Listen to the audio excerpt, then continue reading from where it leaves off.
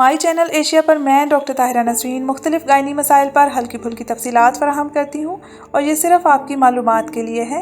इन मालूमात के जान लेने के बावजूद अपने डॉक्टर से बाहम मशवरे की अहमियत अपनी जगह है।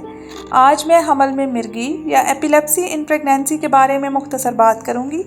ये मसला इतना आम नहीं है, लेकिन एपिलेप्टिक ख़वातीन दौरान हमल अपनी बीमारी से मुताल्लिक़ खुसूसी हिदायत का इल्म नहीं रखती।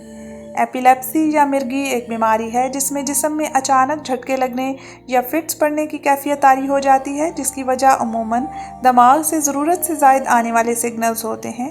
इनके कंट्रोल के लिए खुसूसी दवाएं इस्तेमाल की जाती हैं जिन्हें एंटी एपिलेप्टिक दवाएं कहते हैं। हामला एपिलेप्टिक ख़वातीन को कुछ अहम नुकात जो याद रखने चाहिए वो ये हैं। पॉइंट नंबर 1, अपनी दवाएं कभी भी अपनी मर्ज़ी से इस खौफ के तहत तब्दील या बंद ना करें कि ये बच्चे पर बुरे असरात डाल सकती है। याद रखें, दवा छोड़ने से लगने वाले झटके आपके और बच्चे के लिए नुकसानदेह साबित हो सकते हैं।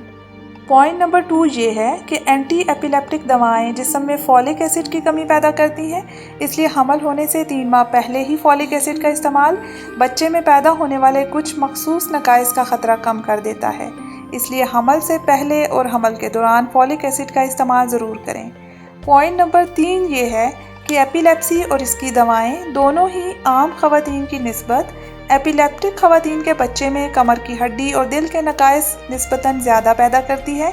इसलिए 18वें हफ्ते में एनॉमली स्कैन का एहतमाम ज़रूर करें और एनॉमली स्कैन की तैयारी के सिलसिले में माई चैनल एशिया पर एनॉमली स्कैन की वीडियो से इस्तेफ़ादा करें।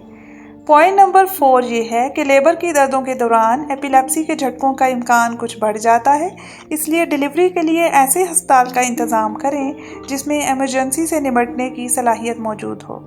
पॉइंट नंबर 5 ये है कि एंटी एपिलेप्टिक दवाओं से बच्चे में खून जमने का मादा कम हो जाता है और बच्चे को ब्लीडिंग का ख़तरा होता है। इस सिलसिले में पैदाइश के बाद बच्चे को विटामिन के का इंजेक्शन लगवाया जाता है और बच्चों के डॉक्टर की हिदायत पर अमल किया जाता है।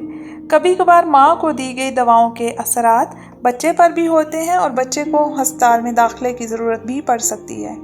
पॉइंट नंबर 6 ये है कि डिलीवरी के फ़ौरन बाद अपने डॉक्टर से मनसूबाबंदी का मशवरा ज़रूर करें ताकि अगले हमल में मुनासिब वक्फा किया जा सके और जब भी हमल हो पहले से प्लान शुदा हो।